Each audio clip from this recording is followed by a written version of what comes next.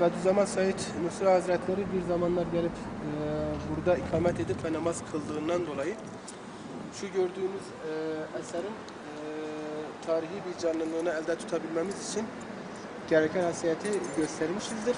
Depremde büyük bir hasar almasına rağmen, yıkım emri verilmesine rağmen biz bu eseri yine ayakta tutmak için şöyle içeride gördüğünüz gibi demirden penselesini yapıp içini ahşap, dışını da ahlat taşıyla döşeyip güzel bir medrese haline getirip medrese irfan haline getirip vatandaşın gelip burada da güzel bir şekilde bilgi, ilim tahsis edebilme babından güzel bir hizmet sunmayı hedefliyoruz inşallah.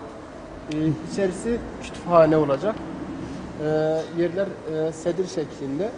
Yani gelen vatandaş burada istediği bilgiyi istediği bir şekilde alıp o şekil buradan ayrılacaktır inşallah. Bunun bir özelliğini de söyleyeyim. İnşallah bittiği zaman sabahları burada sabah namazından sonra güzel bir sohbet ve ardından güzel bir kahvaltı, çorba ikram edeceğiz gelen cemaat arkadaşımıza. Burayı o şekilde düşünüyoruz. Tarihi eserin canlılığını koruması ve Bediüzzaman Said Nursi Hazretleri'nin burada varoluşunu anımsatmak için gereken hassasiyeti gösteriyoruz. Medrese çalışmalarımız yaklaşık bir ay önce başladı. Havaların düzelmesiyle birlikte medrese çalışmalarımız başladı. Tahminime göre de bir 15-20 güne kadar medreseyi faaliyete sokmuş olacağız. Çok amaçlı, demin size anlattığım gibi çok amaçlı bir medrese olacak.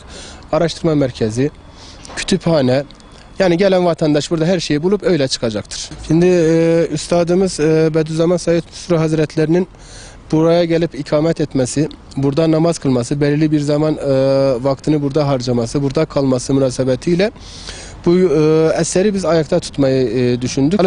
Çalışmalarımızı İl Müftümüz Sayın Nimetullah Arvas Bey yürütüyor şu anda.